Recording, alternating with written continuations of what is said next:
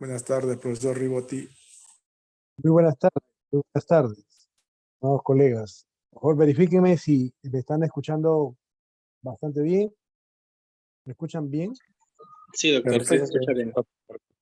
Muy bueno, bien, bien. Vamos a esperar 2 minutitos que ingrese la mayor cantidad de los miembros de su. Profesor, ¿le puedo hacer una consultita? Y dígame, doctor Montes, dígame. Y, doctor, mira, he visto en la plataforma que, o sea, sale como calificado, pero creo, como usted creo, me acuerdo que usted dijo que no iba a poner notas si es que no estaba la pregunta, ¿no? Yo sí, pues en verdad, en la diapositiva no lo coloqué la pregunta, pero lo coloqué solo en comentario, ahí de la misma plataforma, ¿no? No sé si eso es válido o inválido, Ya. ¿no? Bueno, eso lo vamos a comentar al final de la clase de hoy día. Ya, no se preocupen, vamos a conversar luego. Permítame Ok, profesor. compartir mi pantalla un ratito.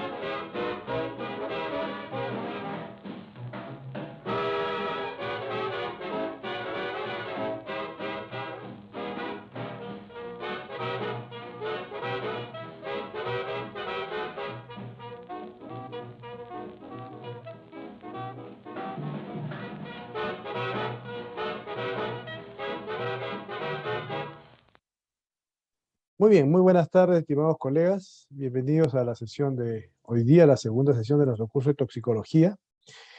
Vamos a empezar rápidamente la sesión, dado que hay 12 participantes con la exposición correspondiente, y luego al finalizar haré la retribución a los que enviaron las preguntas correctamente y lo comentaremos para que puedan nutrirse todos de las respuestas, ¿no? Porque bueno, no están más que 12 todavía, deberían estar los 36 y más que son, ¿no? Muy bien, vamos a empezar con la clase rápidamente. Antes que nada, permítame compartir esto. Muy bien, hoy día en nuestro sílabus señalan claramente que vamos a hablar sobre los toxidromes y un poquito sobre antídotos y quelantes, ¿eh? Entonces vamos a empezar señalando pues que este problema de tener tantos tóxicos y por tanto posibilidades de interacción y efectos en los seres humanos provoca pues que evidentemente estos sean muy abigarrados, múltiples síntomas, múltiples cortejos clínicos, y pues no podría haber la posibilidad de estudiar todos sus efectos, de manera que los investigadores han ido agregando, sumando, tratando de agrupar aquello que permita justamente salvar la vida de los afectados, ¿no? Entonces, la idea parte justamente de cómo organizamos la información para poder atender a nuestros pacientes, especialmente en el caso de las empresas, donde hay una mayor probabilidad de contacto siempre con sustancias químicas que cualquier otro entorno. Y si ustedes revisan el libro de Aldiano, que les he puesto entre la bibliografía, eh, ustedes van a ver que, por ejemplo, en su índice, él agrupa, ¿no?, a los diferentes capítulos por, digamos, la característica de la sustancia química, ¿no? Por ejemplo, los derivados del petróleo, ¿no? Por ejemplo, los elementos químicos como tal, metales, metaloides, no metales y sus derivados, ¿no? Eh, por ejemplo, ya luego cambia y dice, vamos a hablar sobre problemas respiratorios, irritativos, o asfixiantes químicos, o sensibilizantes, ¿no? Entonces, hay una propuesta en este caso del autor de tratar de conglomerar para que la cantidad enorme de sustancias químicas puedan, digamos, ser estudiadas o abordadas con un mismo nivel de conocimiento. Porque ya como ustedes han revisado también en el PubChem, es muy difícil, ¿eh? Hay mucho, mucho que leer, pero algunos patrones se repiten, se repiten, se repiten. Entonces la idea es formar toxidromes. Él continúa con el tema de los plaguicidas, ¿no? Algunos, por ejemplo, derivados de los fármacos o de las industrias, que tienen las industrias farmacéuticas, los plásticos y bueno, una miscelánea, que siempre va a ocurrir este tema de la miscelánea, ¿no? Esta es la propuesta de este autor albiano. Si ustedes revisan el Wolframs, que es otro libro que también les di ahí, en el file de textos, van a ver que tenemos, por ejemplo, eh, los envenenamientos de orden industrial, o sea, los que ocurren en el área de trabajo, los asfixiantes, los irritantes, luego separan ya propiamente con cada uno de esos componentes como tal, y luego vienen digamos, la preparación de respuesta frente a los incidentes, ¿no?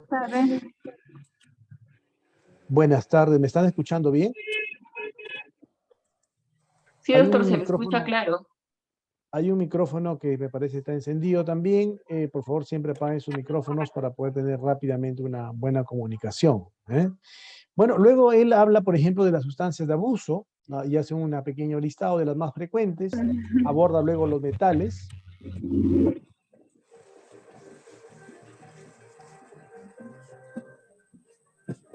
A ver, la doctora o el doctor, tenga la bondad de apagar su micrófono. Muy agradecidos, ¿eh? Muy agradecidos. Bien. Decía yo que, por ejemplo, este autor aborda el tema de las sustancias de abuso, luego sobre los metales, y entonces nos damos cuenta que cada autor, cada investigador tiene su propia propuesta y no necesariamente es homogénea, son heterogéneos. Lo que me han preguntado, luego lo veremos en la sección de preguntas, ustedes, ¿no? Dicen, doctor, ¿cómo es posible que haya tanta información y tan digregada? ¿Y cómo es posible? Y es que efectivamente cada institución, cada investigador tiene sus propios intereses y su propia forma de ver el tema. Y vamos a tener multitud de variables, multitud de opciones de información. No hay homogeneidad. Es muy difícil que en el ámbito de la toxicología haya homogeneidad. Se tiende, hay ese espíritu de buscar homogeneidad, pero lamentablemente no lo hay. En ese camino, sobre todo en la repercusión clínica, la HLS, que es una organización que yo particularmente tengo el gusto de haberme formado, de haber recibido entrenamiento y por tanto replicarla también aquí en el país, con otro colega mío, el doctor Carlos García y el profesor Andrés Lugo, hemos ido, digamos, varias veces haciendo ediciones de estos cursos de HLS, que no es otra cosa que un curso básicamente orientado a los hazmat, o sea, los materiales peligrosos, que son justamente una de las mejores acercamientos a lo que es la toxicología clínica en el ámbito ocupacional. Y el HLS lo que hace es proponer los famosos toxindromes o toxidromes también. ¿Qué es esto? Básicamente ellos han hecho una revisión en la casuística estadounidense y han visto qué pasa con las sustancias químicas en su interacción en el ámbito en general de los seres humanos actuales. Y vemos pues que, curioso, nos faltaba menos, ¿no? En el ámbito laboral es donde más frecuentemente van a ocurrir estos posibles contactos y daños en forma accidental y también evidentemente en forma crónica, pero siendo lo más patente, lo más interesante, siempre las exposiciones agudas y por tanto los riesgos de mortalidad de las personas. Por eso es que esta pequeña sesión va a ser relacionando a estos toxidromes que ellos han propuesto y por tanto tienen su propia firma, su propio sello. Y ellos nos dicen que hay 5 síndromes que deberíamos de todas maneras tener nosotros siempre en cuenta. Y vamos a enfocarnos muy tangencialmente a ellos. La palabra toxidrome viene pues justamente de una característica o un cortejo clínico sinológico, ¿no? Derivado de la exposición a un tóxico específico y por tanto eso es lo que da el nombre de toxidrome, ¿no? 5 son los toxidromes que se propone para hazmat que todo médico debería saber, especialmente un médico ocupacional. El de gases irritantes, el de todo lo que son los asfixiantes, los corrosivos, los colinérgicos y los hidrocarburos en general, ¿no? Entonces, esto es lo que nosotros mínimo deberíamos conocer. No quiere decir que sean los únicos, no, pero es lo más importante por la frecuencia de casos que se presentan. En cuanto a las inhalaciones tóxicas, nos van a dar formas, como pueden ver aquí en esta imagen, muy frecuentes, ¿no? En el ambiente laboral, porque muchas partículas de sustancias químicas son vapores, son gases, o se aerosolizan, o como consecuencia de procesos de combustión, o sus propiedades físico-químicas también, van a llevar a que el aparato respiratorio pues, se exponga rápidamente y ingresen por esta vía y nos provoquen efectos evidentemente. Entonces, ahora, es cierto también que muchas sustancias que tienen característica corrosiva van a producir sus efectos principalmente en nuestras zonas donde vamos a inhalar esta sustancia química. Por ejemplo, el ácido clorhídrico, que muchos de ustedes han decidido en esta primera sesión de trabajo conocerla e investigarla, ¿no? Los ácidos en general se pueden vaporizar y nos van a llevar a que nosotros tengamos efectos tóxicos locales, pero por la característica de corrosión que tiene que ver con el pH. Sin embargo, no son los únicos efectos. Puede haber también otros derivados de su característica de solubilidad, porque las sustancias químicas, ustedes saben, van a tener una coeficiente de solubilidad. Se pueden disolver en agua o se pueden disolver mejor en grasa, ¿no es cierto? Eso es lo que da el coeficiente de partición, por ejemplo. Bueno, los altamente hidrosolubles, aquellos que se disuelven muy bien en agua, afectan principalmente a toda la zona de los ojos y la vía aérea respiratoria superior. Sin embargo, los que tienen liposolubilidad menor, o sea, son más liposolubles, van a dar principalmente efectos a nivel del aparato respiratorio inferior. Por ejemplo, en la membrana alveolo-capilar, y las manifestaciones clínicas tendrán derivadas de ese efecto a ese nivel. Generalmente un síndrome de distrés respiratorio agudo, por ejemplo, ¿no? Entonces, mucho cuidado entonces que cuando nosotros nos exponemos a estos gases podría haber todos estos efectos.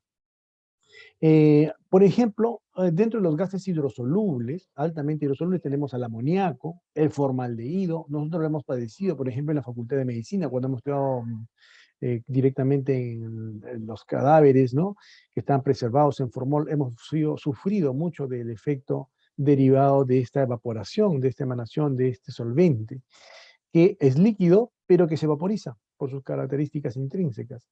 O, por ejemplo, el cloruro de hidrógeno o el dióxido de azufre, que ustedes lo encuentran, por ejemplo, derivados de los motores de explosión de los autos, pero que también pueden ser manipulados en ingentes cantidades para diferentes procesos industriales. Estos son los que van a producir principalmente efectos irritantes y corrosivos a nivel de las mucosas de la vía aérea principalmente, pero no solo la vía aérea, sino también incluso los ojos, ¿no?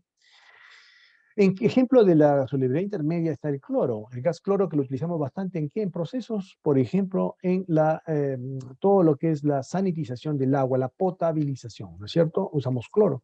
Bueno, esto va a producir efectos a nivel de la vía respiratoria superior, pero también a nivel pulmonar. Entonces hay lo que se llama una solubilidad intermedia ahí, ¿no? Y en el caso de los hidrosolubles, ligeramente hidrosolubles, o sea que son más liposolubles, son más grasosos, más bien van ahí a la parte inferior, hacia la zona pulmonar, por tanto de mayor severidad y mayor gravedad a la exposición, como el fosgeno o el dióxido de nitrógeno, nos van a producir daño a ese nivel, produciéndonos el síndrome respiratorio agudo que hemos mencionado. Los síntomas, pues entonces van a depender de cada una de estas características, ¿no? Principalmente, si son en la parte de vía aérea alta, van a producir sensación de quemaduras, eso de moco, va a haber un poco de edema, puede haber incluso ronquera por justamente esa edematización de las cuerdas vocales, de toda la mucosa, ¿no? Puede haber estridor bronquial por el paso del aire, la voz, ¿no? También está disminuida. El laringoespasmo, incluso la persona podría ser que no pueda hablar, no pueda expresarse, ¿no? En los que son más bien un poquito menos hidrosolubles, más bien van a producir efectos respiratorios, por tanto el mecanismo de compensación va a ser el incremento de la frecuencia respiratoria hasta que nuestro sistema nervioso central comienza más bien a deprimirse, ¿no? Produciendo una bradinia y finalmente, si la persona no es retirada del ambiente de exposición, un paro respiratorio. Mucho cuidado con eso. En el caso de los, digamos, ligeramente solubles, recuerden entonces que el órgano blanco va a ser más bien en la membrana alveolo-capilar. En una necropsia publicada, esta foto publicada por la HLS nos muestra, por ejemplo, qué pasa con una persona que muere asfixiada en un lugar encerrado, ¿no? O sea, que hay humo, por ejemplo, se queman, hay una combustión, y esta persona no puede escapar, ¿no? Bueno, lo que vamos a ver ahí es, claro, un aspecto carbonizado de toda la zona de la mucosa nasal, pero no solo conteniendo las partículas propiamente de carbón, sino que también ha habido hemorragia, ¿no? Hemorragia en esa zona por la irritación, corrosión, y además, evidentemente, la deposición de las partículas, ¿no? Aparte de la calidad cadavérica, lo que también vamos a ver es que la persona se expuso a una serie de componentes, como por ejemplo el monóxido de carbono, y también tendrán problemas de carboximoglobina, ¿no? Muy bien. Entonces, esto, por ejemplo, puede ser por una combustión de materiales en general de diferente tipo en una persona que ha sufrido estaba en este momento o este escenario de tragedia. Ahora, pero no son los problemas respiratorios, recuerden que nosotros el corazón y el pulmón en realidad están unidos, ¿no? Son una muy importante correlación, ¿no?, clínica, fisiológica en general. Y lo que va a ocurrir es que si hay efectos respiratorios, de hecho va a haber también respuesta a nivel del aparato cardiovascular, porque si no está ingresando oxígeno, evidentemente el corazón va a sufrir los efectos. Inicialmente entonces habrá un poco de taquicardia porque está detectando que no hay oxígeno y lo que va a haber es un incremento de respuesta. Puede llevarnos a las a taquiarritmias e incluso a la isquemia miocárdica y produciéndonos finalmente el paro cardíaco, ¿no? Cuando una persona está sometida a estos gases, podría morir también por este efecto. A nivel neurológico, lo que vamos a notar, si hay hipoxia, evidentemente, es primero una sensación de ansiedad, ¿no? Una sensación de ansiedad. Luego entrará propiamente a un estado de disminución del estado de conciencia, de su capacidad de estar atento. Finalmente podrá llegar a las convulsiones y finalmente a la depresión total del aparato del sistema nervioso central, especialmente los centros respiratorios, con la muerte, ¿no? A nivel de las mucosas, ¿no? Principalmente lo que vamos a ver, por ejemplo, en los ojos va a ser lagrimeo, en la zona nasal va a haber rinorrea, puede haber un poco de irritación, hiperemia, ¿no? Basta con que ustedes se expongan a cualquier humo, por ejemplo, de una parrilla para notar estos efectos, ¿no? Imagínense pues en un lugar más encerrado o con gran cantidad de sustancia química en forma de gas, ¿no? Bueno, también va a haber una respuesta del sistema nervioso respecto a que se necesita vascularizar los órganos más importantes, por tanto hay una cierta vasoconstricción, por tanto la piel se va a encontrar un poco fría, pálida, sudorosa, y lo que vamos a encontrar también a nivel de piel y mucosa va a ser un poco de cianosis, porque ya no hay oxigenación apropiada, todo derivado de la exposición a estos gases irritantes, ¿no? A nivel de las mucosas orales también va a haber efectos, puede haber ahí un poco de dolor, inflamación y edema, ¿no? Edemas que hemos mencionado. E inclusive puede llegar a provocar náuseas y vómitos. Entonces, los gases corrosivos como, por ejemplo, el cloro, como por ejemplo el ácido clorhídrico, el ácido sulfúrico, van a estar dentro de este primer grupo. Y cuando ocurre un derrame, cuando hay una exposición muy marcada, e incluso a nivel casero, ¿no? En cuanto a los asfixiantes, de su nombre deriva justamente asfixia, ¿no? O sea, que llega a cortar el oxígeno, no llega oxígeno ahí. A diferencia de los anteriores, que es un mecanismo indirecto, en el caso de los gases corrosivos, lo que estamos viendo es primero lesión directa sobre la zona, digamos, de la mucosa respiratoria. En el caso de los asfixiantes, vamos a hacer una pequeña diferenciación, porque lo que pasa aquí es que el oxígeno puede ser que no llegue, pero también puede ser que llegando no lo deje utilizar la sustancia química, ¿no? Por ejemplo, la tragedia de Bhopal en la India, ocurría el 2 de diciembre del 84 a las 23:30 de la noche. Es una tragedia que ustedes de hecho deben conocer, deben leer al respecto. Creo que les he puesto incluso un informe sobre esa tragedia, ¿no? Donde ya casi la gente a punto de dormir, ocurre una explosión en una empresa que se encargaba de producir una serie de plaguicidas, pesticidas, y liberan una sustancia que es el isocianato de metilo, ¿no? Isocianato, ¿no? O sea, que tiene cianuro. Y este cianuro, que es uno de los principales mecanismos, es un asfixiante, ¿no? Entonces provocó la muerte de muchas personas, ¿eh?, mientras estaban a punto de dormir, incluyendo niños, incluyendo familias enteras, ¿eh? Bueno, los asfixiantes en general pueden dividirse entonces, como les decía, de acuerdo a sus características de cómo van a bloquear el uso del oxígeno, en asfixiantes simples y sistémicos. Sin embargo, esto es una cuestión didáctica, porque a veces los mecanismos se van a brincar en ambos casos, ¿no? Dentro de los asfixiantes simples, vamos a tener elementos tan de uso corriente como por ejemplo el gas propano, ¿no? Mientras que entre los asfixiantes sistémicos tendríamos a compuestos muy importantes y de mucha cotidianidad, como el monóxido de carbono, ¿no?, que sale, ustedes saben, de los motores de combustión de todos nuestros autos y en general de cualquier cosa que se queme. El monóxido de carbono es uno de los elementos que va a producirse. Pero también están los cianuros, están las acidas, los sulfuros y aquellos compuestos formadores de metahemoglobina, que en muchos casos esta propiedad es utilizada también para regenerar en el caso de los cianuros, ¿no? Lo que hacen los asfixiantes simples, decía yo, era principalmente desplazar el oxígeno en la atmósfera, es decir, compiten con el oxígeno para que nosotros que necesitamos este elemento podamos llevarlo a nuestros tejidos. Entonces se superponen a ellos, lo desplazan y por tanto respiramos más bien otra sustancia que no es la que nos nutre, la que nos permite estar vitales, ¿no? Por ejemplo, le decía yo, el gas, ¿no? El gas propano, el que utilizamos en nuestras casas, el gas butano. Cuando hay una fuga de gas, lo que va a producirse es una asfixia en las personas que están sujetas a este momento, ¿no? En el caso de los accidentes sistémicos, en cambio, tienen diferentes mecanismos de daño, específicamente diferenciando a los cianuros, ¿no? Donde, por ejemplo, ahí sí hay una específica bloqueo de una enzima. Incluso el oxígeno en la sangre está muy marcada, está presente, pero no se puede utilizar el oxígeno. Las células no lo pueden utilizar y lo que ocurre es una hipoxia tisular. Y la persona se muere porque no se puede utilizar el oxígeno, pese a que tiene mucha cantidad de oxígeno en su organismo. Esa es una diferencia categórica, ¿no? Mientras que los compuestos formadores de metaglobina son un poquito, entre comillas, más benignos, porque lo que hacen es impedir el transporte del oxígeno a través de la hemoglobina, que ustedes saben es la molécula más importante de transportadora de nuestro oxígeno. En el caso del monóxido, por ejemplo, hace la utilización de estos dos mecanismos, ¿no? Entonces, nuestra hemoglobina, que la conocemos nosotros y que sabemos, tiene 4 puntos para poder llevar moléculas de oxígeno a través de la oxidación y reducción de la molécula de fierro, por eso es una hemoproteína. Pero claro, cuando nosotros tenemos, por ejemplo, que en lugar de que transporten estas moléculas de oxígeno, transporten agua, lo que van a formar es la famosa metahemoglobina. No quiere decir que esto sea una cosa totalmente anómala, porque incluso nosotros normalmente tenemos una pequeña cantidad de metahemoglobina. Esta hemoglobina es transitoria además, ¿no? Es una pequeña cantidad y que no nos provoca alteración de nuestra fisiología en general. Pero cuando esta se excede ese porcentaje, bueno, se va a producir un cambio. Y esta hemoglobina, lo bueno es que puede ser reversible dependiendo mucho de la cantidad de presión de oxígeno a nivel arterial, ¿no?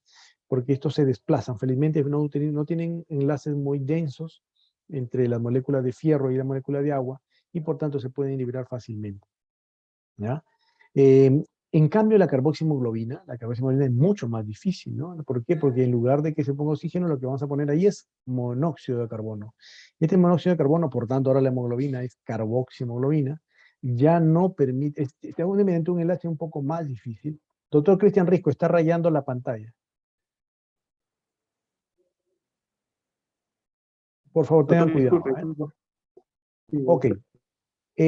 La carboximoglobina, decía yo, a diferencia de la anterior, lo que hace aquí es tener una ligación mucho más intensa y más difícil que la desplacemos con el oxígeno. Sin embargo, si ponemos oxígeno a alta presión, vamos a lograr que esta pueda desplazarse y volver a recuperar al individuo. Por eso que cuando una persona está en un incendio, cualquier individuo, niño, adulto, trabajador, mujer, etcétera, anciano, está en un incendio, lo que se debe colocar inmediatamente es oxígeno, independientemente de la sustancia química, porque lo que va a haber de todas maneras en un incendio es presencia de monóxido, y esta sustancia que la carboximoglobina es la asfixiante, es la que está impidiendo que la persona pueda respirar, o sea, mejor dicho, sus tejidos puedan respirar, especialmente el cerebro. Y entonces lo que se hace es colocar oxígeno para poder desplazar a esta molécula. En el caso de cianuro, decía yo, es un poquito diferente, ¿no? En el cianuro lo que hace es básicamente bloquear una de los elementos que es parte de la cadena respiratoria a nivel de la mitocondria. Y estas pequeñas partículas que ven ahí ustedes son proteínas, ¿no? Estas enzimas en general van a ser bloqueadas por el cianuro. Al ser bloqueadas, impiden la utilización del oxígeno, ¿no? Ustedes saben que la cadena de electrones, o sea, esta reacción enzimática es una concatenación, es secuencial y permite pues que se pueda metabolizar el oxígeno y funcionar la célula correctamente a través de toda esta cadena. Bueno, cuando el cianuro ingresa, bloquea principalmente el citocromo C, ¿no? La bloquea e impide que esto funcione, ¿no? No, pero no es solo la citocromo C oxidasa, que está conformada por la A y la A3, sino también los sulfuros, las acidas y también el mismo monóxido de carbono van a estar involucrados en este mismo mecanismo. Los síntomas que nos van a presentar clásicos de una asfixia principalmente van a ser primero los compensatorios, la taquimia, o sea, la persona comienza a respirar mucho más seguido con la finalidad de poder ingresar oxígeno, y luego viene la depresión, ¿no? Viene la depresión, que ya entra la bradinia y finalmente el paro respiratorio a nivel de nuestros núcleos centrales, a nivel de la corteza cerebral, ¿no? Hay una característica clínica muy interesante en el caso del cianuro, que es que experimenta, por ejemplo, la sensación de aire, ¿no? La persona está rosada, pero necesita aire, no, le falta aire, se desespera por el aire, ¿no? Eso es uno de los signos clínicos, ¿no? De estas personas que incluso pueden morir totalmente rosaditas sin necesidad de que haya cianosis, a pesar de que la palabra cianuro esté vinculada a ello, ¿no? La palabra cianuro más bien tiene que ver con la composición de nitrógeno y carbono, que es la característica principal de esa molécula. El sulfuro de hidrógeno es otro asfixiante sistémico, pero a diferencia de, digamos, o una de las propiedades que tiene respecto a los anteriores, es que además es un gas irritante, es decir, también tiene componente de la primera toxidrome que hemos conversado. Y estos principalmente van a afectar tanto a la parte respiratoria alta como a la inferior, ¿no? Porque es de solubilidad intermedia. Yo me decía, doctor, ¿y dónde encuentro sulfuro de hidrógeno? Acuérdense que el sulfuro de hidrógeno, ácido sulfúrico, es el famoso olor a huevo podrido, ¿no? ¿Dónde lo vamos a encontrar? Principalmente en todo lo que son alcantarillados o procesos de, por ejemplo, tratamiento de aguas residuales, todo lo que es procesos en general de putrefacción de materia orgánica, ¿no? Muy bien. Bueno, nuevamente el dúo, ¿no? Si está afectado el aparato respiratorio, el corazón también está afectado. Lo primero que trata él es de lanzar un poco más de frecuencia cardíaca para poder compensar. Evidentemente no hay oxígeno incluso para él mismo y puede producir isquemia miocárdica, isquemia y que puede llevarnos evidentemente al shock, ¿no? Y las arritmias eventuales que pueden ocurrir como consecuencia de todas estas taquicardias que pueden ocurrir van a llevarnos al paro cardíaco, que también ese es otro mecanismo por los cuales las personas podrían morir. Entre los nitratos y los nitritos y las ácidas, que también son derivados de este tipo, hay otro mecanismo también interesante a nivel cardiovascular, que es la vasodilatación. Los nitratos y nitritos, acuérdense, producen vasodilatación y por tanto bajan la presión arterial, ¿no? Esto lleva a un shock distributivo y finalmente a los infartos tanto cerebral o miocárdico. Entonces, tienen otro mecanismo discretamente diferente respecto a las anteriores. En cuanto a los asfixiantes y los síntomas neurológicos, definitivamente lo inicial puede ser incluso un poco de agitación, como en el caso de del cianuro, pero normalmente si hay falta de oxígeno, ¿qué hace? Ocurre una caída, una depresión total, ¿no? De todas las funciones superiores, ¿no? Confusión, agitación, convulsiones, coma y muerte, ¿no? Finalmente, porque la corteza, saben ustedes, no puede superar más allá de... Se dice que 2 minutos ya es demasiado, ¿no? Para poder mantener las neuronas eh, sobrevivientes sin mayor daño, ¿no? Pero ya ustedes saben que esto es una urgencia inmediata, por eso que cuando se atiende a un paciente con un problema o posible pérdida de conciencia, hay que poner oxígeno de todas maneras, ¿eh? Muy bien. En el caso de los asfixiantes, también podrían producir mecanismos a nivel de la piel, ¿no? Digamos de vasodilatación. En este caso, básicamente, perdón, vasoconstricción, podría producir una piel fría, pálida, sudorosa.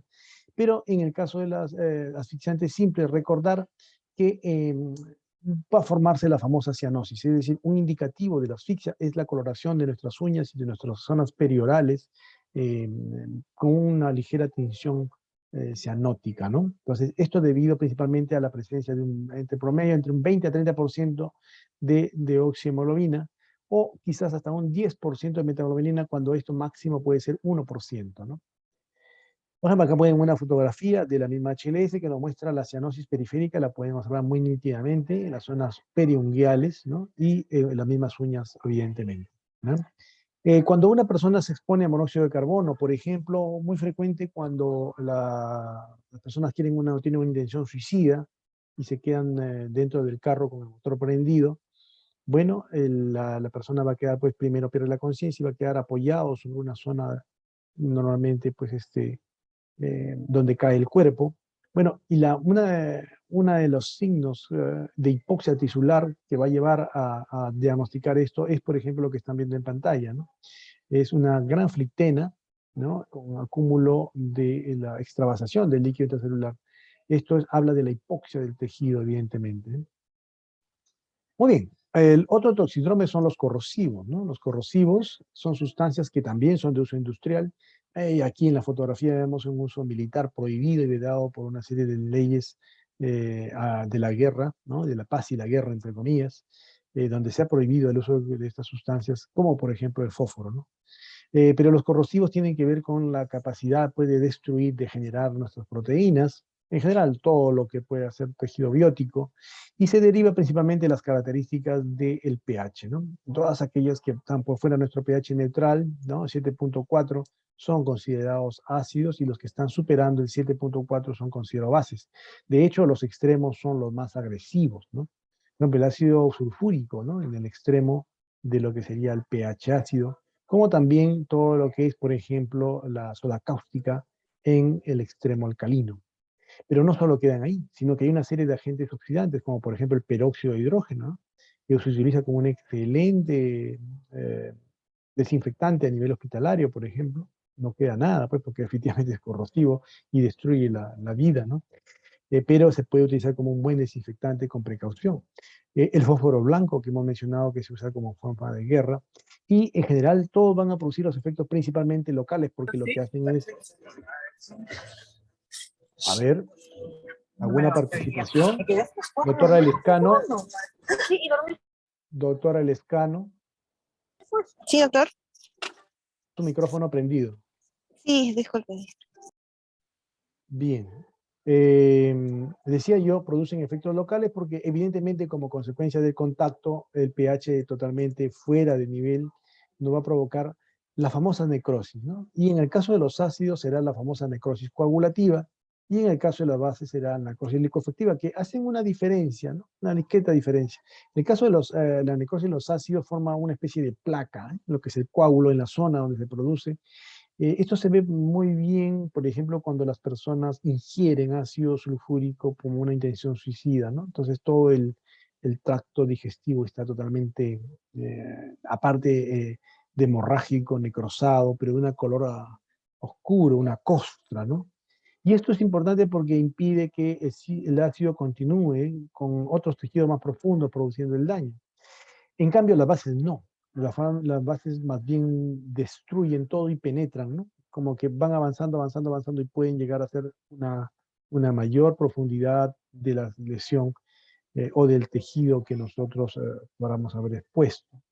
Los oxidantes van a producir también una lesión química a nivel de todos los tejidos donde pudieran conseguir, pero una característica es que como son oxidantes a la reacción con la cantidad de oxígeno en la atmósfera terrestre, nosotros vamos a tener pues una quemadura, ¿no? Una reacción exotérmica, entonces habrá también una quemadura. O sea, hay una quemadura química y una quemadura térmica, ¿no? En el caso del fósforo blanco se producen los dos elementos y nos va a dar no solo connotaciones a nivel de la zona donde se produce el contacto, sino también a nivel cardíaco, ya lo vamos a ver. Hay fotografías bastante cruentas que no le he puesto aquí, pero si ustedes tienen curiosidad de ver cuáles son las lesiones por fósforo blanco de la guerra, sobre todo pongan en la internet, en Google, ¿no? Y van a ver ahí las lesiones de la guerra, porque esos son armas prohibidas por la Convención de Ginebra, ¿no?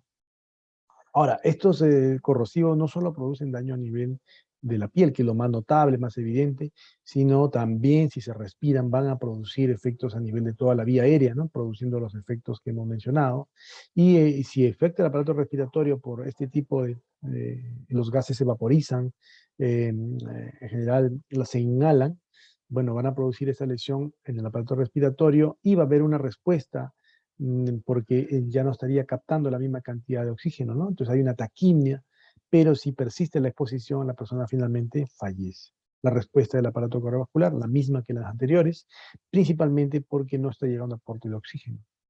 En el caso de los accidentes, por ejemplo, pueden llevar incluso una anemia, en anemia por hemólisis, pero también puede haber una anemia por la presencia de la metamoglobinemia, ¿no? O sea, no hay suficiente transporte de fierro, aparentemente, perdón, no, de oxígeno, pero no porque el fierro no esté disponible, sino porque sencillamente no se está transportando oxígeno, ¿no? Es una anemia funcional. Ah, y les decía este tema del fósforo blanco, ¿no? Por ejemplo, el fósforo blanco va a producir hipocalcemia, porque este es muy, como que remueve, ¿no? Como remueve el calcio que se tiene en general en nuestro organismo. Acuérdense que eso es muy importante, por ejemplo, en fisiología muscular, lo hemos visto, ¿no? Es importante para la contracción muscular, pero no solo eso, sino que hay una serie de reacciones enzimáticas donde el calcio es una coenzima o es un cofactor. Bueno, cuando el fósforo blanco ingresa al torrente sanguíneo, después de haber ingresado por vía cutánea, va a producir un secuestro de este calcio y por tanto va a haber una respuesta a nivel cardiovascular, produciendo principalmente alargamiento del intervalo QT y arritmias, ¿no? Muy bien. Entonces, y bueno, todo esto nos lleva a una falla de bomba y finalmente un infarto, ¿no? Entonces, miren los mecanismos de cómo dañan los corrosivos. No es solo a nivel de la piel. A nivel del sistema nervioso, estas sustancias, pues, que hemos puesto algunos ejemplos nada más ahí, pero muchas sustancias tienen esta característica de ser corrosivos y tienen que tener un sistema de advertencia. Bueno, van a provocar también hipoxia consiguiente a nivel de nuestro sistema nervioso central. En el nivel de la piel, ya decíamos, también va a ocurrir lo mismo en el proceso coagulativo, la licofatia, dependiendo de la sustancia, cuál sea una ácido o una base. Esta es una fotografía de un ex residente nuestro, el otro William Suárez, que estuvo aquí en Almenara, y él me envió esta fotografía muy gentilmente, ¿no? De un accidente de un trabajador en la zona de Piura, ¿no? Como pueden ver ahí, se nota claramente cómo las gotas del ácido que cayó, ¿no? Marcan la piel, ¿no? Como derrama, ¿no? Como que se está derramando, ¿no? Felizmente no pasó a mayores esta lesión, este accidente, ¿no? Muy bien, y ya en el penúltimo estamos en el tema de los colinérgicos, que es otro síndrome muy importante, que lo vamos a ver más en los pesticidas, pero que debemos repasarlo rápidamente, ¿no? Acuérdense que los famosos pesticidas, principalmente los organoforados, pero que son una gama en general de moléculas de diferentes índoles, bueno, son los más notables en cuanto a neurotoxicidad y con manifestaciones clínicas que tienen que ser resueltas inmediatamente en la urgencia, ¿no? Y hermanados con estos van los carbamatos, siendo los carbamatos casi el mismo mecanismo de acción, pero que tienen una capacidad de reversibilidad mucho mejor que en el caso de organoforados, que tienen un fenómeno llamado del envejecimiento de la enzima que es la acetilcolinesterasa. Bueno, los tres típicos cuadros muy, digamos, ya reportados o vistos a través de los años de experiencia, de contacto en los accidentes y en las infecciones suicidas, ¿no? Pero no solo eso, porque muchos de los agentes también utilizados como armas de guerra e incluso de objetivos terroristas pueden tener manifestaciones colinérgicas y tendríamos que conocer cómo resolverlo. Felizmente hay antídoto para eso. El principal mecanismo de los organoforados y de los carbamatos es la intoxicación aguda, que es generalmente de inicio brusco, rápido, y que llegan a nuestras emergencias, y muchos de ustedes seguramente han resuelto mediante atropina. Luego tenemos un cuadro que se llama el síndrome intermedio, que puede presentarse 24 a 96 horas después de la crisis colinérgica y que pueden quedar incluso, ¿no? Las personas hasta 5 o 20 días con manifestaciones clínicas de diferente índole, ¿no? Y que aún así, después de este tiempo, no quedan felizmente secuelas. Pero está un cuadro mucho más preocupante que la neuropatía retardada, ¿no? Que incluso puede dar secuelas, por ejemplo, como parálisis. En la base del cuadro colinérgico principalmente está en la afectación de los receptores acetilcolinérgicos, principalmente los muscarínicos y nicotínicos, que están distribuidos a nivel de todo nuestro sistema nervioso, tanto periférico como central, como pueden ver ahí, e incluso el sistema neuroendocrino.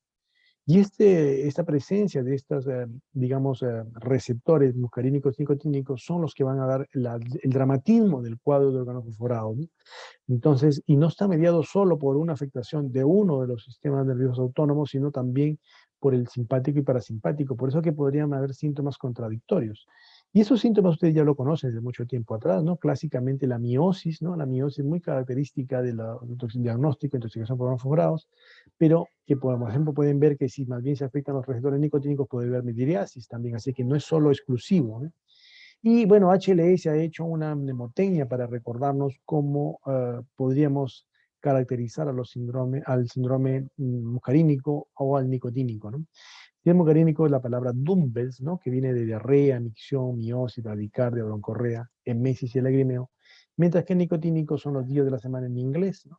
Que van como midriasis, taquicardia, debilidad, hipertensión y fasciculaciones. Eso, no, ustedes ya han visto una serie de casos seguramente, hay videos, ahora les voy a enviar una serie de videos para que puedan complementar, pero esto es un signo que me decía mi profesor, que hasta el portero lo diagnostica, ¿no? Es muy sencillo, muy evidente y que se sigue presentando porque los pesticidas se siguen utilizando en grandes cantidades.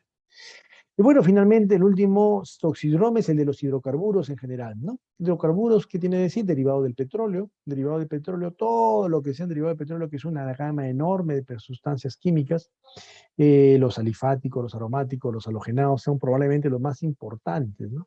Acuérdense que los alifáticos son aquellos que se derivan, por ejemplo, del petróleo, ¿no? Todos los alcanos, alquinos, todas estas moléculas van a amplificar pues, la presencia de estos hidrocarburos alifáticos.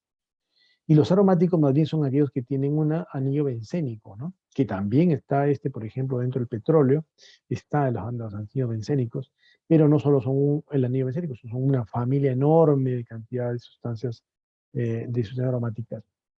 Y finalmente los halogenados, que tienen generalmente pues un bromo o un flúor, ¿no? Y esos son los famosos refrigerantes o los famosos halones, que también sirven para nosotros apagar los incendios, ¿no? Bueno, cuando se hace la fabricación de estos productos, los trabajadores siempre van a tener una mayor posibilidad de daño, ¿no?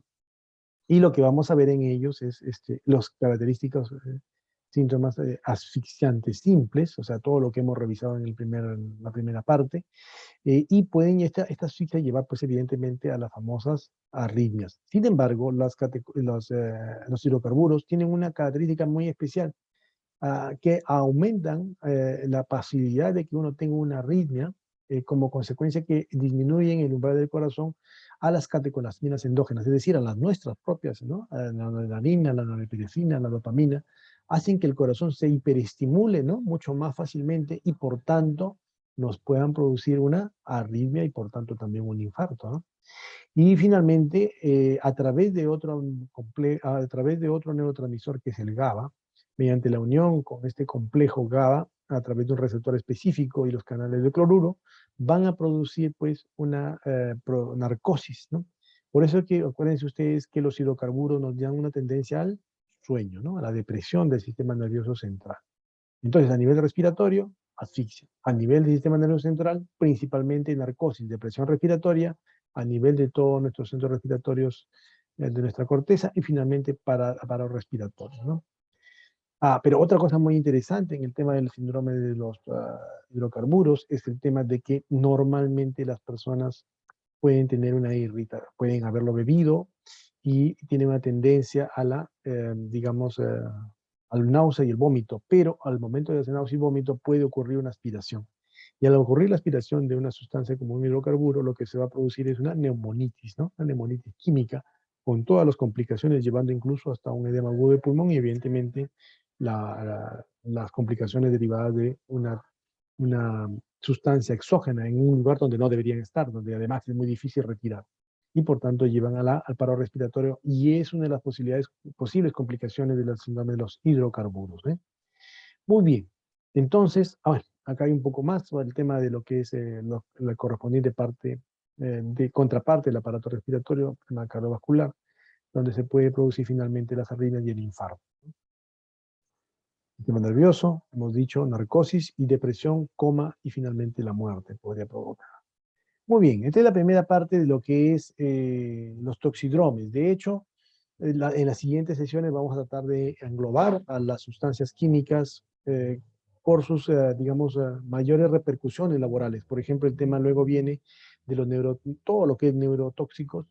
Luego veremos el tema de los efectos a nivel dérmico, que es importante desde el punto de vista ocupacional. Y luego hablaremos de las drogas de abuso y los pesticidas finalmente, ¿no? Lo repasaremos. Bien. Muy bien.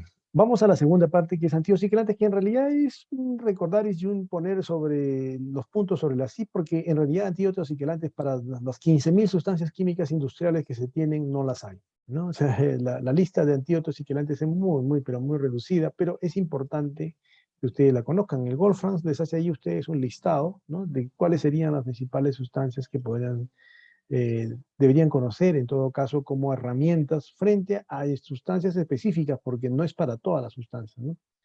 Y vamos a revisar algunas de ellas que además en nuestro país no están disponibles, todas ellas, ¿eh? Por más que uno quisiera, pues no las importan o no hay una autorización de la DIGEMIT para poder tenerlos acá, como lo hemos intentado nosotros en algún momento.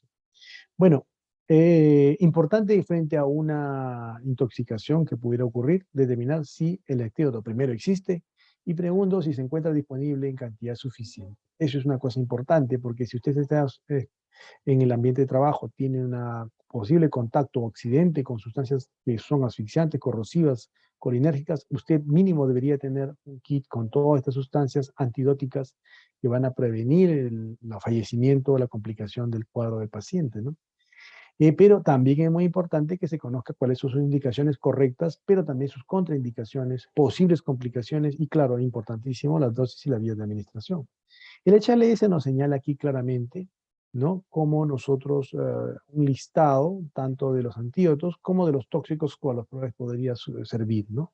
Por ejemplo, ustedes ya saben que para los órganos forados, la atropina, sin duda alguna. Sin embargo, eh, hay uno más específico que es la pralidoxima. La pralidoxima es mucho más utilizada en el ambiente militar, pero sigue siendo una sustancia muy interesante que pudiera ser de disponibilidad, un poco costosa, evidentemente también, y que no la tenemos en el país tampoco. El gluconato de calcio, que es principalmente para uno de los ácidos muy específicos secuestradores del calcio, rápido, agudo, y que se puede tener que colocar vía intravenosa, intraósea, o colocarlo en forma de gel para cuando es una zona de quemadura, ¿no? Luego tenemos el famoso kit contra el cianuro, que tiene pues dos alternativas, ¿no? La que está compuesta por tres elementos: el nitrito de amilo, el nitrito de sodio y el sulfato de sodio. Ahorita lo vamos a desarrollar. Y la hidroxicobalamina, que es el otro elemento que hoy en día está funcionando bastante bien y es mucho menos trabajoso y más seguro y está dando muy buenos resultados. Finalmente tenemos el azul de metileno, que puede servir para aquellos compuestos formadores de metamorlobina.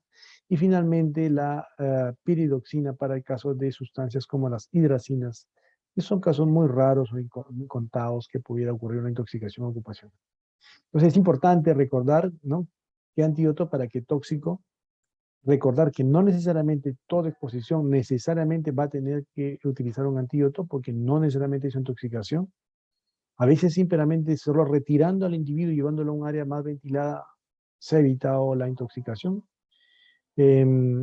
Al mismo tiempo que no todas las sustancias, o mejor dicho, todos los efectos tóxicos van a tener necesidad de un antídoto.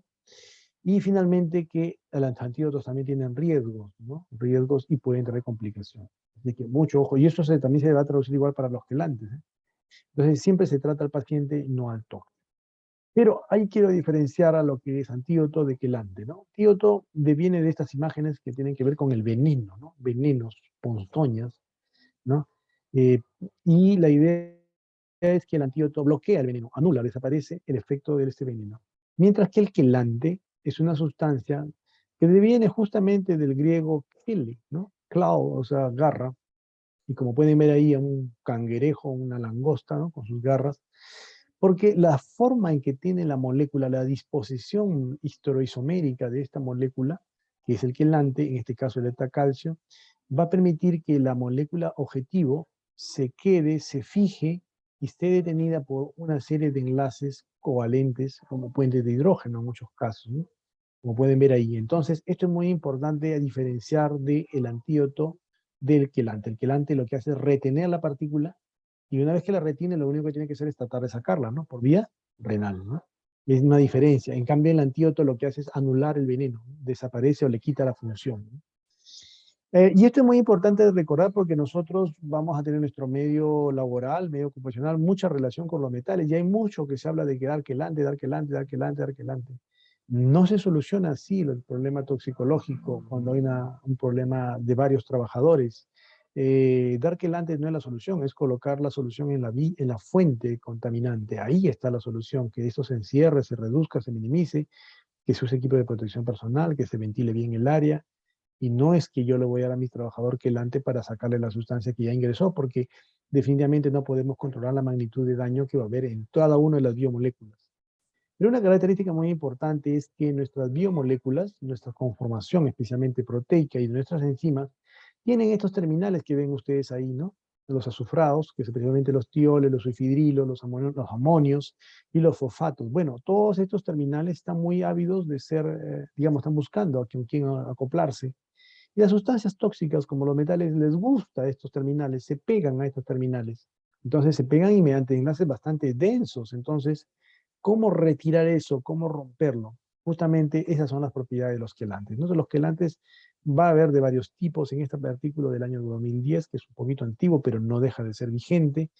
Nos caracteriza los quelantes, por ejemplo, en cuanto a su conformación, siendo aquellos que tienen más cantidad de enlaces los que mejor, bueno, en todo caso podrían ser considerados un quelante de mejor calidad, ¿no? Por eso es que se dice que un quelante debe para tener características ideales, tiene que tener gran afinidad por la sustancia química, lo cual está interesado el investigador o el médico a solucionar, pero tiene que producir baja toxicidad. Al mismo tiempo, tiene que, digamos, tener una competencia con los quelantes naturales. Los quelantes naturales, nosotros tenemos enzimas que se encargan de llevar a arrastrar todos estos metales que pudieran ingresar en pequeñas cantidades, ¿no? Y claro, estas sustancias deberían ser mucho más efectivas que las que tenemos en nuestro organismo para decir que amerita ingresarlas mediante una vía farmacológica, ¿no? Otra característica es que esta molécula tiene que tener la capacidad de penetrar membranas, porque muchas veces los tóxicos como los metales no están pues en la sangre nada más, sino que ya se han metido a tejido y están metidos en los tejidos. La otra característica es que deberían ser fácilmente eliminables por el riñón. Por tanto, tendrían que tener una alta solubilidad en agua, ¿no? No ser grasosos, porque si no se quedarían más bien, ¿no? Y finalmente no deben formar, debido a su interacción con los metales, otras sustancias más tóxicas de las que ya son, ¿no? Las que están ahorita en el organismo, ¿no? Y desde el punto de vista toxicocinético deberían llegar a todos los compartimentos donde ha llegado también el metal. Entonces, es muy difícil tener sustancias químicas que cumplan todas estas características, ¿eh? Pero hay un pequeño listado, por ejemplo, acá tienen ustedes al famoso calcio, que es uno de los más notables, más importantes, el dimercapto 1-propanilsulfónico o DMPS, ¿no? El DMSA, el succimer, el DPA o la depenicilamina, la deferoxamina, la defipirona, ¿no? El ácido acético nitrilo y finalmente la tetraetil la teta dice, ¿no? La tetraetil en tetilentetramina, ¿no? Y finalmente el VAD, la antileucide, ¿no? Vamos a ver ahora rápidamente algunos de esos elementos. No todos, lamentablemente, lo tenemos en el país, pero es bueno que ustedes lo conozcan. Especialmente yo he utilizado, por ejemplo, la depenicilamina, ¿no? Y tenemos en el hospital, tenemos la ventaja de contar con un pequeño armamento farmacológico, que no está disponible en todos los hospitales, pero bueno, hemos trabajado plomo con penicilamina y ha funcionado bastante bien. Sin embargo, el DMSA, el DMPS, el EPTA no son tan accesibles en nuestro medio. Y ahí ven ustedes digamos, metales que pueden servir. Como pueden ver, no es que solo son específicos para un metal, no, pueden servir para varios metales, siendo quizás algunos de mejor, digamos, respuesta, ¿no? Vamos a ver a por ejemplo, el 2,3-dimercaptopropanolol. Este es una molécula que se llama el BAL, ¿no? El British Anti-Lewicide. ¿Y por qué se llama British Anti-Lewicida o lewicita?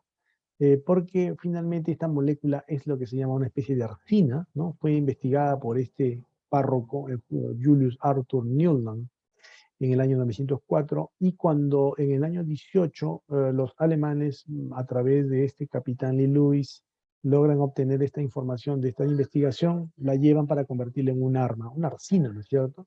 Un gas asfixiante y al mismo tiempo que produce enfermedades que matan a los soldados, ¿no?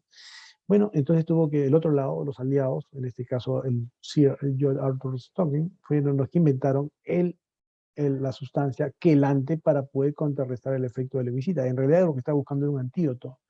Pero después se vio que esta sustancia, el VAL, tenía muchas propiedades para poder reducir la cantidad de concentraciones, principalmente los metales, ¿no? Entonces es una presentación fotográfica porque en realidad no lo tenemos aquí en el país y en realidad tiene una ventaja, por ejemplo, que se logra rápidamente su pico máximo en 1 hora y finalmente también tiene un tiempo de vida media muy corta, rápidamente se puede eliminar. Sin embargo, tiene efectos secundarios. Como pueden ver ahí, hay una gama de efectos secundarios, por eso es que muchos tratamientos de tipo quelante y antibiótico tienen que ser dados hospitalizados, ¿no?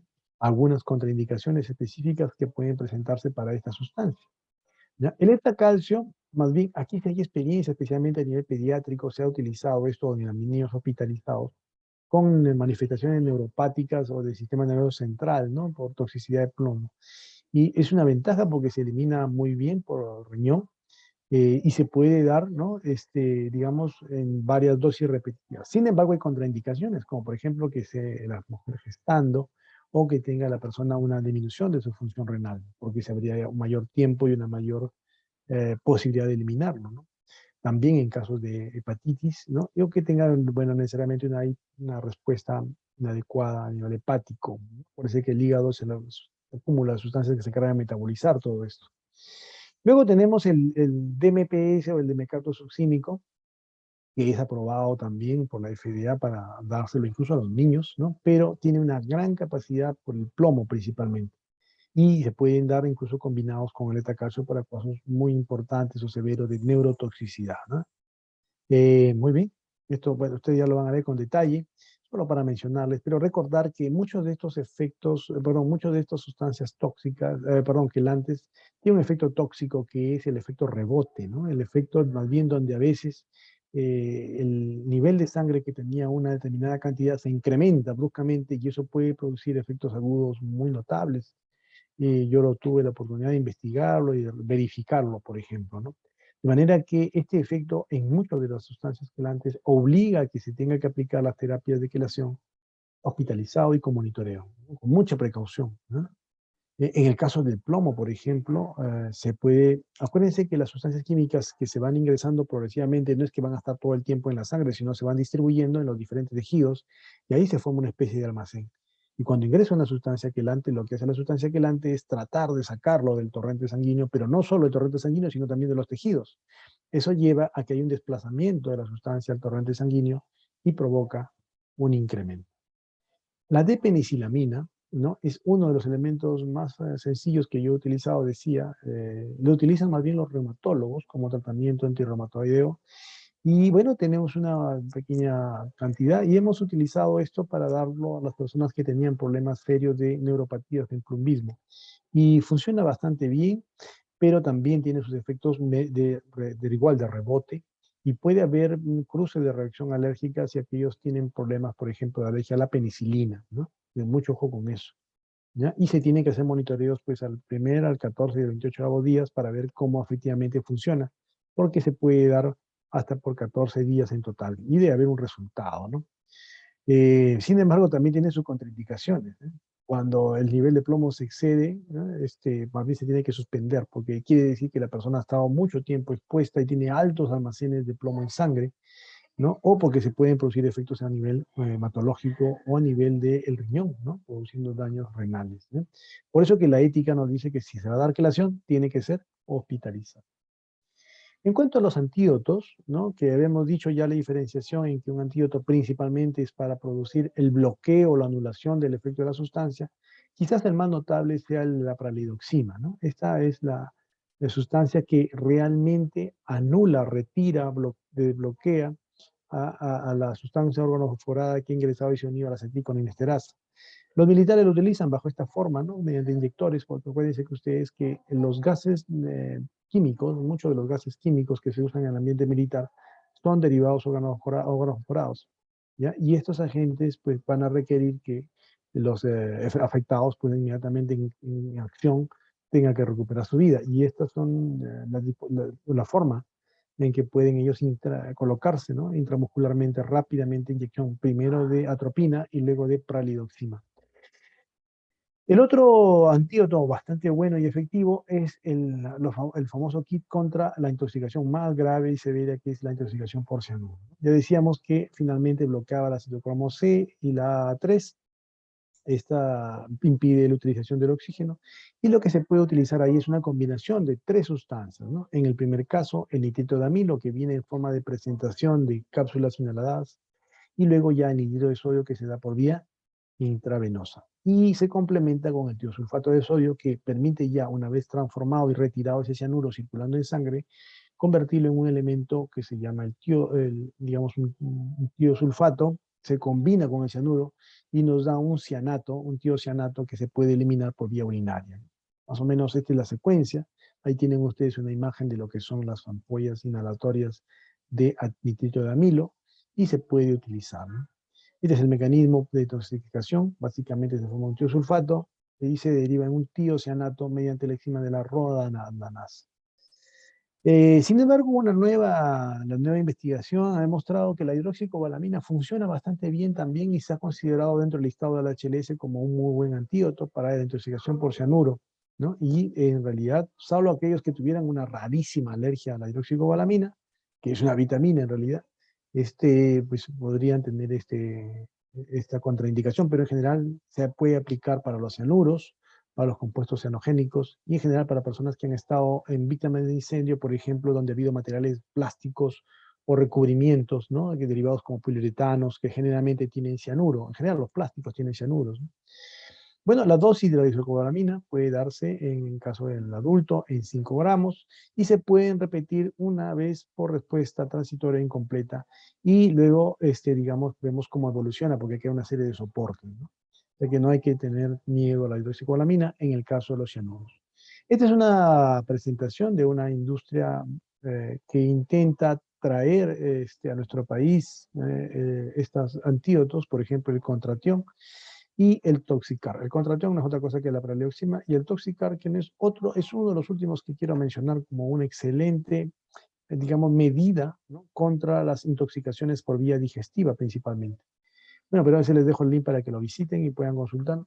Para cerrar nuestra exposición hablando del carbón activado, ¿no? El carbón activado, que esta es una microfotografía que nos permite ver las características de esto y por qué es importante observar esta imagen, porque cada lugar, cada espacio que tiene va a servir para que, digamos, el elemento tóxico que estuviera en la cavidad gástrica, por ejemplo, se adhiera, primero ingrese físicamente y luego se adhiera molecularmente y por tanto esto sirva como una especie de esponja, ¿no? Que permite retener a la sustancia química que estuviera en cavidad gástrica, ¿no? Vean ustedes ahí las características, ¿no? De celdas.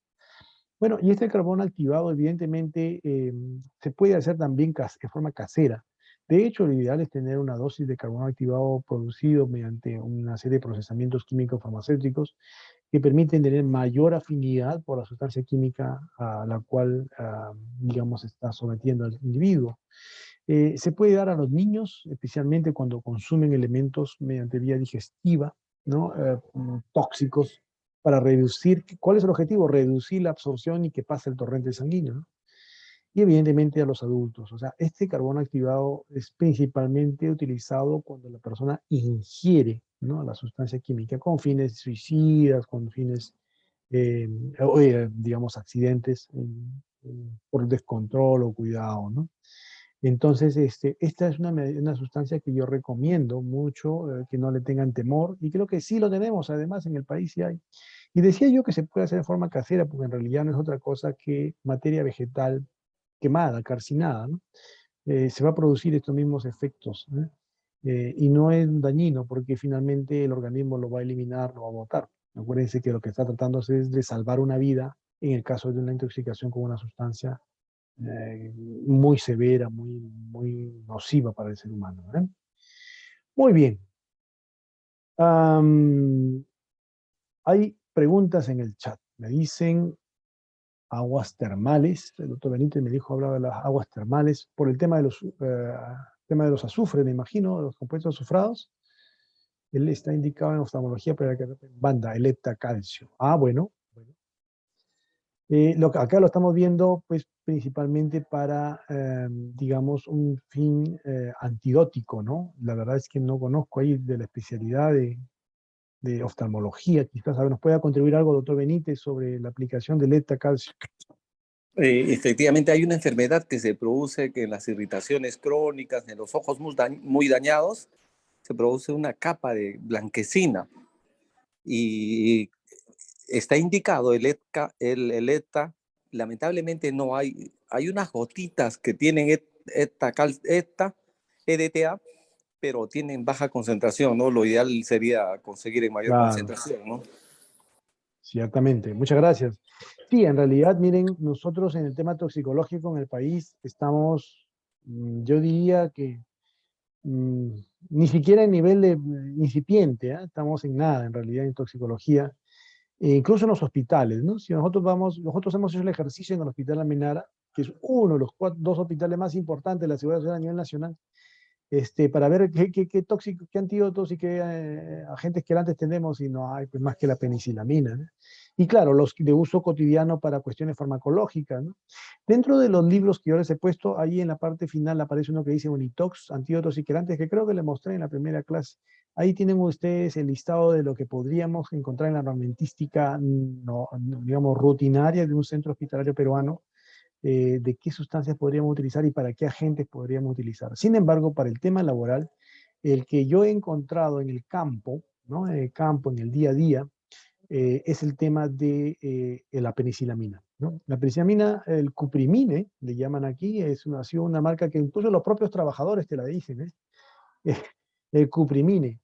Y en realidad, sí, el cuprimine efectivamente es penicilamina y sí puede ser utilizado, pero tienen que hacerlo con monitoreo para hacerlo correctamente, ¿no? Siempre con consentimiento informado y siempre y cuando el trabajador realmente cambia o su condición de trabajo o se ponen medidas para evitar la contaminación, porque lo que pasa con la quelación es que las personas vuelven a contaminarse, ¿no? Vuelven a contaminarse, o sea, le damos quelante, le quitamos el calcio, perdón, el plomo y lo volvemos a poner a la fábrica otra vez a contaminarse. No tiene sentido, es la quelación. Y la OSHA, lo vamos a ver más adelante, cuando hablemos de metales, la OSHA ha sido muy claro en que no se puede reemplazar, no se puede decir que hay profilaxis ni tampoco terapias para retirar el calcio si no se trabaja pues sobre lo que es las mejoras de las condiciones sanitarias, ¿no? Muy bien, he tomado una hora exacta, son las 15:04 y me quedan 30 minutos, según tengo grabado, en que nosotros podemos terminar a las 3:30, para poder responder las preguntas de las sesiones previas, ¿no? Ustedes me mandaron sus preguntas. A ver, déjenme un ratito. Perdón, estoy abriendo ambientales, toxicología acá. Estoy llevando otro curso de ambientales y lo abrí el de ambiental. Bien, entonces me enviaron, miren, de los alumnos que me han escrito, que la indicación era que en el final de su PowerPoint, ¿no? Pusieran la pregunta. Tengo 11 preguntas porque 10 alumnos me han hecho ese cumplimiento, ¿no? Que les indiqué que lo hicieran, lo pusieran. Vamos a ver aquí, voy a presentar mi pantalla un ratito.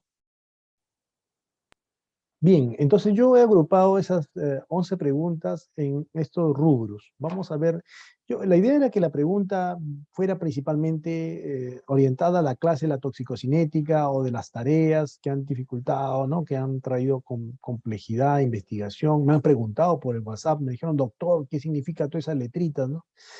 Y bueno, vamos a responderla rápidamente. Me dice, doctor, ¿existe algún químico que no se metabolice en el cuerpo humano? Incluso el agua, ¿no? Incluso el agua se metaboliza. Incluso el agua es un veneno, ¿no? Si ustedes toman hoy día mismo 10 litros de agua, tengan por seguro que van a terminar en emergencia. Por eso que Paracelso decía que no hay sustancia química que no sea veneno. Pero en específico, sobre el tema de metabolismo, significa que va a pasar a un proceso. Es muy difícil decirlo ello, que una sustancia ingresa a nuestra membrana, pasa todo nuestro torrente sanguíneo, pasa todo nuestro hígado, pasa todo nuestro aparato digestivo, y finalmente sale por el riñón intacta. Es muy difícil. Normalmente son metabolitos porque nuestro organismo le va a acoplar una serie de mecanismos para poder, una vez detectado, evitar que se quede o facilitar su salida. Sin embargo, si ustedes recuerdan a la inulina, ¿se acuerdan? En fisiología, para poder medir el clearance, ¿no? O sea, la cantidad de, como un riñón depura, la inulina es probablemente uno de los carbohidratos que además está muy, digamos, inocuo, no nos produce ningún daño, que puede ser medido justamente desde que se ingresa hasta que sale para ver que no ha producido ningún cambio, ¿no? Por ejemplo, podríamos decir eso. Sin embargo, la mayor cantidad de sustancias, todas van a producirse, va a tener que tener algún tipo de o camino, depósito, metabolismo o de transformación. Sí o sí, no hay ninguna que no se transforme, incluyendo nuestra comidita, ¿no? Dice, doctor, ¿cómo influye el tamaño de la molécula en los factores relacionados en el proceso de absorción? Ya lo habíamos dicho, ¿no? Que definitivamente mientras más grande la molécula, más difícil va a ser la absorción. Porque absorción se entiende como atravesar la membrana biológica. Mientras más grande la molécula, más difícil. Y acuerden ustedes que la molécula va a tener que atravesar o un canal o un poro, ¿no? De una unión de dos células, ¿no es cierto? Bueno, podría ser por ahí. Pero aún así, dentro de la membrana celular tenemos poros, proteínas transmembrana que tienen poros, poros propiamente, o sencillamente por gradiente van a pasar las sustancias químicas. Y entonces, si la sustancia es muy grande, ¿no? Es como que usted quiere pasar por una puerta muy pequeñita, ¿no? No va a poder pasar, ¿no? Tiene que ser del tamaño ideal para usted, o si es mucho más amplia, va a pasar mucho más fácilmente, ¿no es cierto? Entonces, mientras más pequeñita la sustancia, más agresiva es.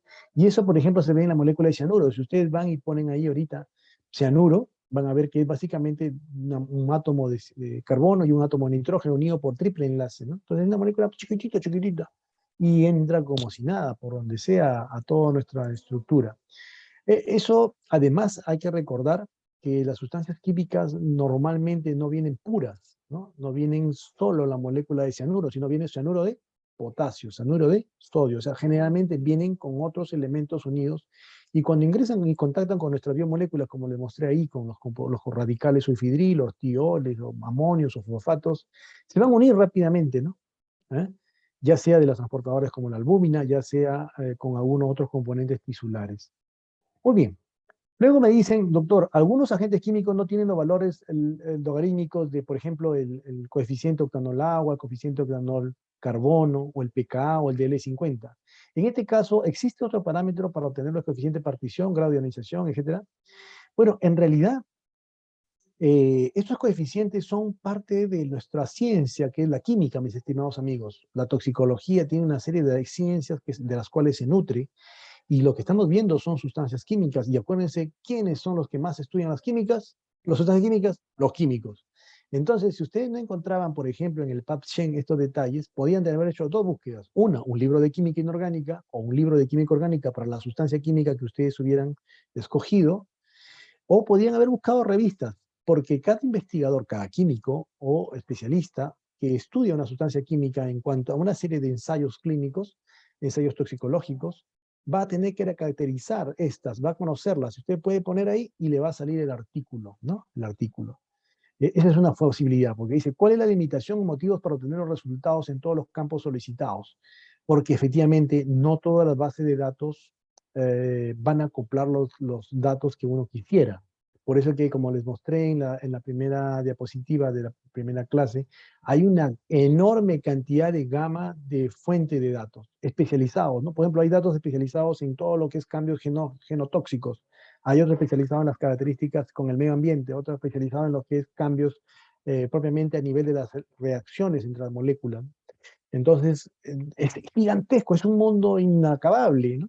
Y es muy difícil que todos acoplen todo porque es como que usted tuviera en su casa, pues, no sé, pues un almacén de arroz y de azúcar, por si acaso se acabe para el próximo año. ¿Para qué? Si no lo necesita ahorita, ¿no es cierto? Entonces, los especialistas tratan de compilar lo esencial. El PubChem es una excelente herramienta, pero no quiere decir que tenga todo, ¿no?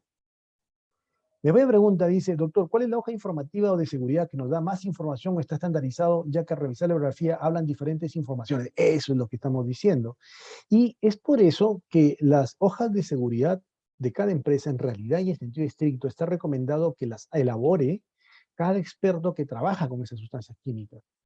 Claro, además sí, doctor, pero me da pereza porque tengo 300 sustancias químicas y además yo sé que el laboratorio que me provee ya las tiene. Efectivamente, la mayor cantidad de las hojas de las sustancias químicas, incluso de las mezclas o de los productos terminados, se las debe proveer su proveedor, su fabricante. El fabricante tiene la obligación de darle a usted sus hojas de seguridad del producto que está utilizando, porque es su conducta ética, su conducta correcta, ¿no? De informarle a usted de los riesgos y peligros, porque ya vieron, hay tanta información y tan difícil encontrarla que cuando ocurre el accidente, y uno dice, ¿dónde está? ¿Cómo está? ¿Dónde lo busco? Por eso vuelvo a repetir, las hojas de seguridad estándar no las hay. Cada empresa, cada institución debe tener sus hojas de seguridad específicas para su sustancia química que manipula, que son más lesivas, más agresivas, y puede haber un servicio de compra, ¿no? De elaboración de hojas de seguridad. Hay empresas dedicadas, gente química, toxicólogos, que se encargan de vender. Por ejemplo, yo les puse ahí dentro de los links, por ejemplo, el ToxMed, ¿no? A ver, pues un ratito acá les mandé. Acá voy a mostrarles entre los primeros libros. Oh, no, perdón, aquí en Buscatops. En Buscatops yo les puse, ¿no? Aquí les puse base de datos individuales. La HCDB, por ejemplo, ya cambió. Por ejemplo, el Tomes Plus, ¿no? Es una página que nosotros en algún momento la tuvimos y pagamos por esta página. Anualmente se paga ¿cómo se llama? Una cuota para que usted tenga la información completa de todas las sustancias químicas, incluso haga el trabajo que ustedes han hecho ahora de compilar todo eso, ¿no? Entonces, eso es así. Y cada sustancia, cada empresa va a tener su propio compendio, su propia información. No todas son gratis, evidentemente, ¿no? Hay un costo, ¿no? Me dice, ¿cuáles características no tienen influencia cuando evaluamos la magnitud de la exposición de un organismo a un tóxico? Me imagino que me preguntará de las sustancias, de una sustancia química, de una molécula, ¿no? ¿Cuáles son aquellas que no tienen relevancia, ¿no? Para, digamos, tener en cuenta para cuando una persona o un elemento, un elemento, un biológico, se expone a un tóxico. Bueno, en realidad todas son importantes. Por eso es que se listan. Porque, por ejemplo, el coeficiente, me van a decir, doctor, ¿y para qué me ha pedido usted el KW, KOC? ¿Para qué me pide eso? Porque resulta que cuando hay un derrame, por ejemplo, un derrame de un camión que está llevando una determinada sustancia, esta sustancia va a entrar en contacto con los compartimentos, por ejemplo, el aire, el suelo, va a entrar en contacto con los seres vivos, con las plantas, ¿no? Y la forma en que la sustancia se desplaza, se distribuye, depende de estos coeficientes de partición. ¿Ya? Por ejemplo, el coeficiente octanol agua, ustedes lo vieron, es el que da la liposolubilidad. Es decir, que si este tiene una alta liposolubilidad, va a significar que va a poder atravesar, por ejemplo, los seres vivos, especialmente todo lo que es materia animal, vegetal o seres humanos, por ejemplo. Y el coeficiente octanol agua va a depender también, justamente, por ejemplo, en las lagunas, en los lagos, donde hay peces, microplancton, zooplancton, que, por ejemplo, puedan tener una mayor cantidad de distribución en sus moléculas carbonadas, ¿no? Entonces, no es que yo les haya pedido por gusto, sino que eso es para que ustedes investigaran también. Entonces, si ustedes me preguntan, volviendo a la pregunta, me dice, ¿cuáles características no tienen influencia? Yo diría que no, todas son importantes. Y esto que no les he pedido el listado. Por ejemplo, a mí me pidieron en el doctorado el listado de las propiedades del agua. El agua tiene más de 100 propiedades químicas, en general, propiedades físico-químicas, termodinámicas, eléctricas, etc. No es pues simplemente que es incolora, inodora, no, nada que ver, ¿no? O sea, les hago una pregunta, ¿cuál es el pH del agua, no? ¿Cuál es el pH del agua? Para que a ver, investiguen, ¿eh? Entonces, todas las características de la sustancia siempre van a ser importantes para poder ver qué grado de severidad va a producirse tanto en un organismo como en un compartimento del medio ambiente. Me dice, doctor, ¿cómo se evalúa un riesgo toxicológico para un trabajador de una industria de alimentos? Bueno, aquí nos estamos adelantando un poquito, ¿no? Porque en realidad cada empresa que tiene manipulación de sustancias químicas tiene que tener un programa de seguridad química, así se llama. Así como hay un programa de conservación auditiva, un programa de actividad física, un programa de promoción de la salud, también debe haber un programa de seguridad química. Este programa tiene que estar evidentemente conformado por todos los elementos de la empresa, especialmente por especialistas en salud ocupacional, y podría tener la asesoría externa de un toxicólogo, de un químico, con la finalidad primero de listar todas las sustancias que va a manipular.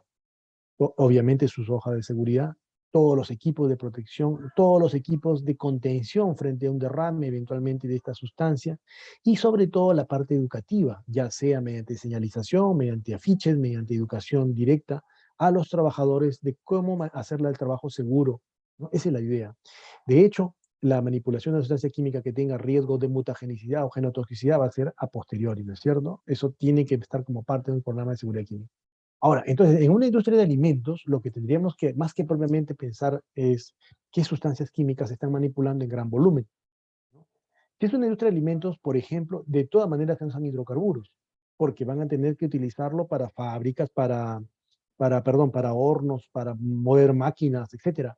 Hidrocarburos definitivamente tienen que conocer sus hidrocarburos y tienen que estar viendo cómo se van a utilizar y las personas que están manipulándolo, cómo se van a estar en contacto con ellos. Eh, Ahora, en el caso de la industria de alimentos, también podríamos tener otro tipo de agentes tóxicos no tan lesivos como los que hemos trabajado hoy día, sino efectos como, por ejemplo, los derivados de las harinas. Las harinas son sustancias que pueden comportarse como material particulado, o sea, partículas que pueden producir reacciones a nivel del aparato respiratorio y del sistema inmunológico, como por ejemplo a nivel de lo que es el estímulo del sistema inmune o de, por ejemplo, el incremento de la IG, que es la inmunoglobulina específica para las alergias. Entonces, todo eso podría ser un programa de monitoreo, ¿no? Y todavía me quedo corto porque no quiero hacer una clase más de lo que es riesgo toxicológico, porque el riesgo toxicológico es otra cosa, es mucho más grande. Solo estoy hablando de un programa de seguridad química. Ahora dice, en la siguiente pregunta, en el caso de vigilancia biológica del trabajador expuesto a tolueno, muy interesante, un hidrocarburo, muy frecuente encontrarlo en pegamentos sobre todo, ¿es recomendable usar solo ortocresol en orina o se puede usar de manera conjunta el ácido púrico en orina?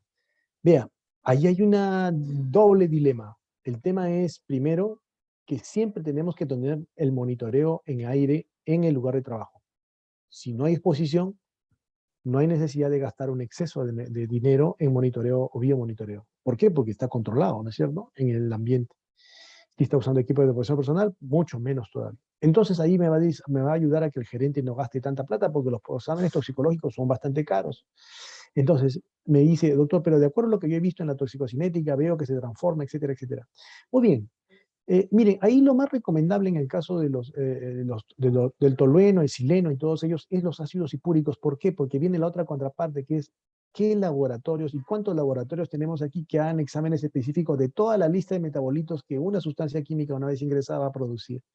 En cambio, el ácido púrico es, digamos, del día, eso útil, ¿no? Útil. Entonces, ustedes pueden pedirlo, el ácido púrico o metilipúrico, y se lo van a poder resolver los laboratorios, los poquísimos laboratorios que tenemos aquí en Lima, ¿no? Ni siquiera en el país, aquí en Lima. Y ya si no iríamos a estudios o laboratorios de investigación, que es mucho más difícil. Entonces, yo creo que esos son los dos criterios más interesantes para poder definir cuántas pruebas verificar. Y además porque el ácido hipúrico, en general, tiene una muy buena, digamos, especificidad y sensibilidad en cuanto a asegurarnos de que efectivamente la persona está está controlado con de baja exposición, ¿no? Me dice, doctor, y es que el ácido hipúrico en orina presenta mayor proporción de falsos positivos para exposición terreno que el ortocresol. Vea, ahí va a depender mucho nuevamente de la acuciosidad del laboratorio, que lo vamos a conversar la próxima semana. No necesariamente todos los laboratorios tienen el mismo rango y la misma capacidad de sensibilidad, porque va a depender de sus equipos. Y les voy a pedir a ustedes que incluso adelanten los videos que les voy a mandar ahora, para que vayan visualizando lo que es, por ejemplo, un espectrómetro de masas o para que vean lo que es una cromatografía de gas, para que puedan comprender la complejidad del laboratorio. Y no se trata de mandar al laboratorio X que dice que hace toxicología y ya. No, no es así. Es mucho más complejo de lo que parece, ¿no? Así que yo sí me quedo con el hipúrico porque es menos costoso y lo que tendría que verificar es si el laboratorio está trabajando con control de calidad en cuanto a blancos, más que propiamente a cantidad de proporción de falsos positivos, ¿no? Muy bien, me dice, ¿qué actos podemos llevar a cabo como... esta es una pregunta ya fuera del curso, aparentemente, ¿no? Porque me dice, doctor, ¿qué actos podemos llevar a cabo los médicos ocupacionales ante los riesgos químicos en un centro minero? Uy, ay, ay, en un centro minero tenemos que tener de todas maneras un programa de seguridad química porque estamos hablando de cosas bastante grandes, pero y además porque hay recursos, ¿no? Dice, pero lo dice, a la vez tenemos mucha negatividad por parte de la superintendencia y la gerencia. Y es que en realidad el tema toxicológico es un tema que tiene una línea muy delgadita de ética y donde realmente para poder hablar y aseverar y dar una conclusión, primero tienen que estar realmente certificados, entrenados, tienen que haber estudiado, tienen que haber leído, tienen que haber asistido a congresos, tienen que tener al menos un cartoncito que digan que usted sabe de toxicología. Mínimo. Porque si no, lo que vamos a producir, y ya ha ocurrido, es una controversia entre los empresarios y los trabajadores. Y ahí sí eso, ténganme por seguro que no quiere nadie, ¿no? En una empresa que haya esa controversia, más aún si no está bien asegurado lo que se está diciendo. Entonces, yo diría que primero hay que entrenarse si quieren entrar al riesgo químico y luego, como mínimo, tener un buen programa de higiene y luego concordar con los gerentes, los supervisores, la medición de aquellos agentes químicos que son mucho más riesgosos y que son monitorizables, ¿no? Para verificar que todo esté en orden, nada más. Creo que por ahí quedaríamos, pero tienen que estar entrenados, muy entrenados. Y ojo, hay cursos gratuitos en internet, ¿eh? No me dice, doctor, pero no me entero. No, hay cursos gratuitos, bastantes cursos gratuitos que le dan certificación, incluyendo el ATSDR. Me dice, doctor, hay una pregunta interesante que se salta incluso en la clase de metales, porque me pregunta sobre plomo. Me dice, doctor, la intoxicación por plomo afecta al sistema, órganos, tejidos, y su efecto puede ser proporcional a la cantidad presente en el organismo, pero los umbrales de sus efectos tóxicos varían en diferentes individuos, siendo los niños generalmente los que absorben una proporción de mayor de plomo, con efecto mucho más severo que los adultos, porque están en un proceso activo de desarrollo, ¿no? Y eso es muy cierto. El plomo es una sustancia nociva, neurotóxica, por favor, primero piensen eso, neurotóxica, y ya está demostrado que en nuestro país la padecemos por una serie de características industriales antiguas que no tenían este control, condiciones de pobreza, etc. Y evidentemente un cuerpito, un cuerpo proporcionalmente más pequeño, con mayor cantidad de desarrollo, con neuronas, con enzimas creciendo, proteínas creciendo, van a ser más susceptibles que evidentemente una persona adulta, ¿no? De hecho, estamos de acuerdo en ello y lo vamos a revisar en la clase de plomo, en la quinta sesión. Me dice, la medicina ocupacional se ocupa de los riesgos laborales. ¿Cómo podríamos también enfocar a los niños en áreas de mayor exposición? Claro, porque uno dice, pero es de los niños, entonces que se encarguen los pediatras. Bueno, por ética, los pediatras tendrían que conocer esto de todas maneras, y lo conocen bastante bien, pero los médicos ocupacionales lo veríamos no tanto por niños, sino por tema ambiental, ¿no? O sea, el tema ambiental eh, abarca todas las poblaciones, gestantes, niños, ancianos, etcétera, animales, biotas, ecosistemas. O sea, nosotros lo vemos por el tema ambiental, no necesariamente específicamente por el tema niños. Y si usted quiere un programa ambiental o un programa a favor de la comunidad, lo que tiene que tener es un pediatra, un asesor y un toxicólogo asesor para poder trabajar esto sin controversias y sin ningún tipo de, digamos, cortapisa o eventual reclamo, queja, denuncia, etcétera, ¿no? Y la última pregunta me dice, doctor, en base a su experiencia, ¿cuál ha sido la intoxicación aguda y crónica que le ha tocado enfrentar en colaboradores?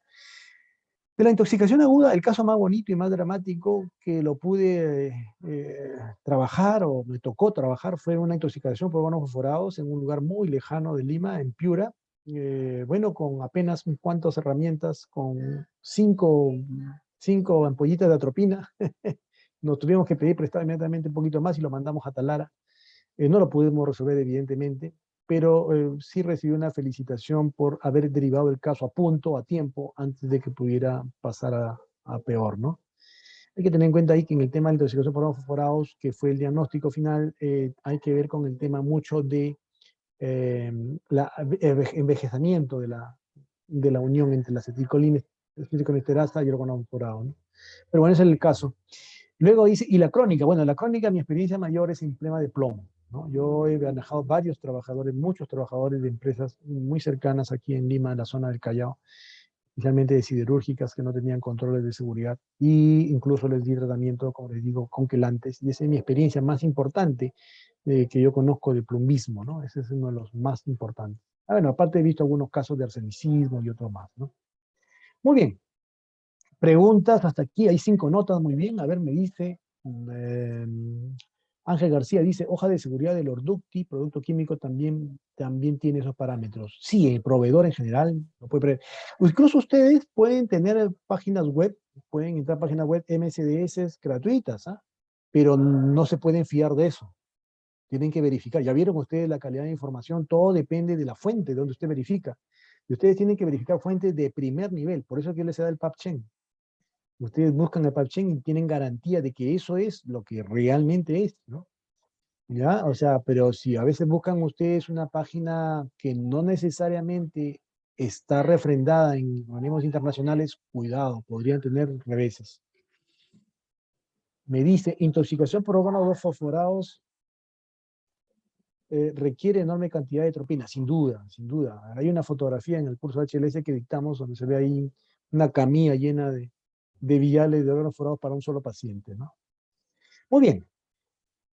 Vamos a cerrar nuestra sesión de hoy día con la revisión o en todo caso el comentario muy breve que voy a hacer sobre los trabajos de la primera semana. Miren, ustedes todos han revisado sus calificaciones y algunos han tenido 9, 4, 8, 7, uno creo que ha tenido un puntaje de 1 y otros han tenido el puntaje de 0, ¿no?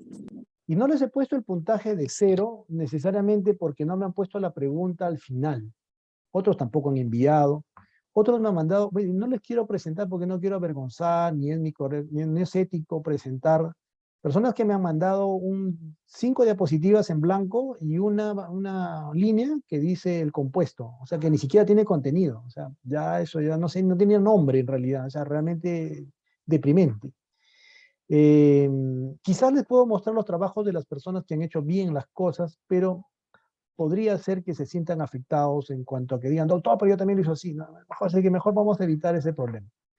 Pero lo que no voy a aceptar, y se lo señalo, y les puse justo 2 imágenes alusivas a propósito de la vergüenza y de lo que sigue hablándose del tema del plagio, de la copia, ¿no? De lo que debe estar totalmente prohibido en profesionales de la salud, en profesionales médicos, formados, hechos, y que encima están en una maestría de posgrado de perfeccionamiento, es que se copie y se pegue. Eso es inaceptable. No lo voy a permitir. Ya la magíster Mapelli había detectado a varias personas, los había llamado incluso a particular, les había dicho, por favor, no copien. Así sea usted su hermano, su primo, su amigo, su compañero de trabajo, haga usted su trabajo, no tome, no copie el de otro, no lo maquille, no le ponga otro nombrecito, otro color, porque nosotros lo vamos a detectar, nos damos cuenta. No somos pues niños de pecho, ¿no? Para creer que esto nos van a tomar por asalto, ¿no? No, vamos, nosotros lo revisamos. Y por eso es que en este curso, que es fundamental para la especialidad, yo les he pedido que hagan trabajos individuales. Y ojo, que está claro que dice ahí está prohibido el plagio, está prohibido. O sea, ya ni siquiera debería de señalarles, pero ¿sabes por qué lo decimos? Porque lamentablemente el copy pega, el falta de reconocimiento del autor, el falta de querer mejorar es una práctica nefasta y lleva pues justamente a lo que vemos ahora en la televisión, ¿no? Que los señores veamos que han copiado la tesis y sin embargo no pasa nada, ¿no? O sea, todo es chiste y jajaja y ya, no es así. Entonces, yo les voy a agradecer que no vuelvan a hacer lo que han hecho, ¿no? Porque todos se han entusiasmado por el ácido clorhídrico, todos se han entusiasmado por el formaldehído, todos se han entusiasmado por el ácido sulfúrico, todos se han entusiasmado por el dimetil formaldehído. No, pues mis estimados amigos, se nota, se nota leguas cuando una persona hace un trabajo de su... Y ojo, bueno, y ni siquiera todos han hecho lo que deberían hacer, porque yo les dije, primero, busquen usted en qué actividad productiva trabaja usted. O sea, si usted trabaja en un hospital, obviamente tendría que hacerme sustancias químicas de su hospital. Si trabaja en la minería, tendría que ser la minería. Si trabaja en una industria metalúrgica, tendría que ser una industria metalúrgica. Pero no, me han puesto sustancias, hasta sustancias que, realmente yo les preguntaría, ¿y en qué lo usas, no? ¿En qué lo usas? ¿De qué te sirve esa información que has buscado, que te has matado revisando? Ay, ¿dónde está el KBB? ¿Para qué si no lo vas a usar? Cuando lo que podrían hacer es ustedes con este trabajo, tener la base de lo que sería su programa de seguridad química. Porque ya tendrían al menos el inicio de lo que sería una hoja de MSDS, ¿no? Pero no lo han hecho. La mayoría, incluso hay algunos que, ya es el colmo, ¿verdad? Han agarrado la foto de la pantalla, le han hecho el copy print, o sea, han agarrado el printing pan, ¿no? El screen, y ping, lo han cortado y ping, lo han pegado, ya está. O sea, ni siquiera, o sea, es la foto de lo que han tomado. O sea, no, mis estimados amigos, eso no es posgrado. ¿Ya? Así como vamos, ya vieron ustedes la encuesta, pues que dice que la mayoría de nuestros estudiantes de medicina, el 70% no responde las preguntas, ¿no? Siendo estudiante de medicina, ¿no? Yo estoy proponiendo a posgrado, ojo, que se tome examen a todos los médicos, ¿no? Incluyendo a nosotros, los que estamos graduados, ¿no? Que nos tomen examen. Eso debe ser obligatorio, es una cuestión ética, ¿no? A ver cómo estamos, pues, quién sabe, por ahí, quién sabe, se mejora la medicina, pero no voy a aceptar copias, no voy a aceptar que otra persona diga, oye, yo he hecho mi trabajo y me manda con otro nombre el mismo trabajo de la otra persona, idéntico, ¿no? No, eso es inaceptable, ¿no? Muy bien, mis estimados colegas, con esa perorata y con ese encomio, tómenlo así, por favor, hagan su segundo trabajo, hagan un buen trabajo, ¿no? Yo no, en esta ocasión, lamento, no voy a aceptar ninguna otra comentario de ustedes, porque no quiero crear controversia. Lo que vamos a hacer es simplemente, acuérdense ustedes que son 8 notas, ¿no? Entonces, en las siguientes notas, estos van a opacar o van a disminuir el 0, ¿no? Incluso hay alumnos que no me han enviado trabajos, no sé, creo que no se han retirado, creen que les voy a permitir. Ojo, esta vez no les voy a permitir que me manden por correo, porque ya me han dicho los profesores, doctor Rigote, usted es el que permite que manden por correo tarde sus trabajos, es una vergüenza, ¿cómo es usted posible que usted habla de ética, etcétera? Entonces, no les voy a aceptar tampoco por correo. ¿Ya? No les voy a aceptar por correo. No, no. Tienen que trabajar, tienen que revisar, tienen que sufrir un poquito. Miren, ustedes incluso están llevando una maestría casi express, ¿no? Porque antes esa maestría duraba 2 años. Imagínense 2 años que se iban todos los sábados ahí, todos los sábados, ¿no? Ahora ustedes incluso ni siquiera se mueven de su casa, ¿no? Bueno, sí se mueven porque van a trabajar, etcétera, pero mejor dicho, están más en tiempo virtual, más posibilidades de que la maestría tenga más posibilidad de investigar, ¿no? Yo creo que tienen una ventaja y que tienen que aprovecharla, pero tienen que leer, tienen que revisar artículos, tienen que citar, tienen que aprender a citar, tienen que poner en la parte inferior de dónde lo sacaron, ¿no? Tienen quién fue el autor, quién fue, no es que solo lo pongo al final, le copy y pego la bibliografía, no es así.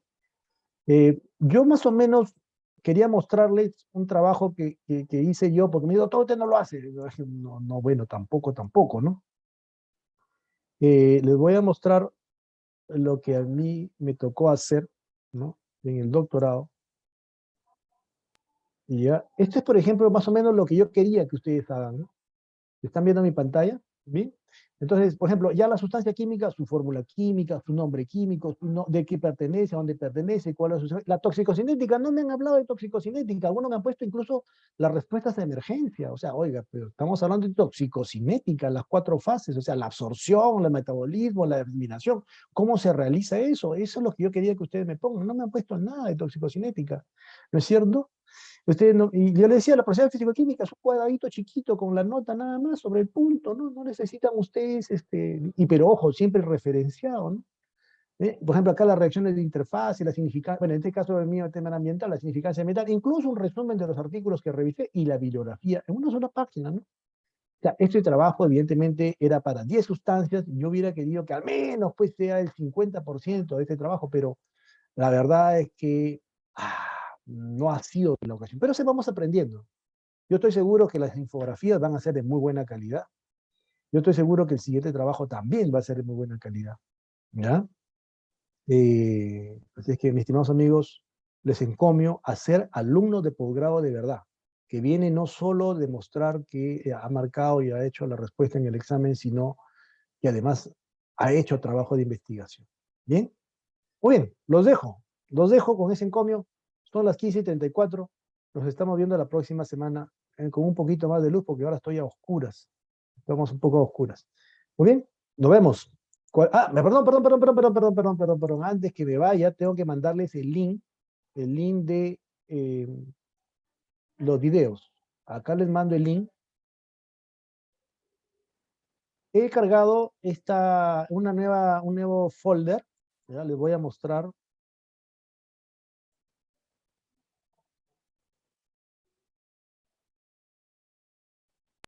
Un nuevo folder donde está la clase de hoy día de toxidromes y están los videos del 1 al 7. No está el 5, porque la clase 5 tiene que ver con metales y tiene que ver con dermatitis y todo eso, es que eso es más fotografías que propiamente videos.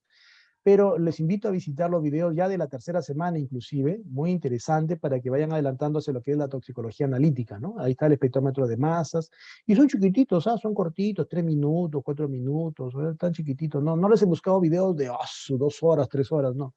Denle una miradita, denle una chequeada, ¿no? A los videos, no dejen de verlos, siempre son un medio educativo interesante, porque eso de hablar y hablar también a veces no funciona, ¿eh?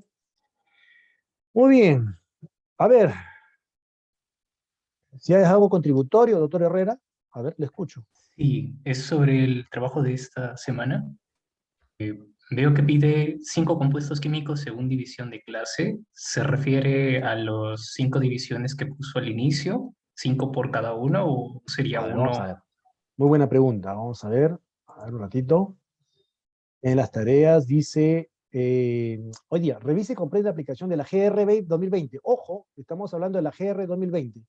Entonces ustedes tienen que primero revisarla. Ojo que entre sus libros ya les puse la GRB 20, entonces tienen que revisar. ¿El objetivo cuál es? Que revisen esa guía. ¿Qué cosa es? ¿A qué se dedica? ¿Qué hace? ¿Cuál es? Y van a ver que ahí hay divisiones en esa GR 20. De esos ustedes toman sus compuestos. Los que más les interesa, les llama la atención, que son aplicables, y lo que van a hacer es proponer ahí cómo pueden, digamos, qué es lo que está recomendando respecto a este manejo, ¿no? Ojo que miren, el título es SGA y SGH. El SGA, ya les he puesto un video respecto a ello, es otro sistema diferente a la GR 2020, pero tienen que saber qué es el SGA. ¿Qué es el SGA? ¿No? Tienen que revisar, tienen que leer. Y además van a revisar videos o materiales de cómo hacer un kit antiderrames. Por ejemplo, si están ustedes en una planta industrial, ¿qué tendrían que tener? ¿Qué tendrían que tener para hacer un kit antiderrames, no? Por ejemplo. ¿Ah? O sea, es revisión, es investigación. Había El otra kit, pregunta, había...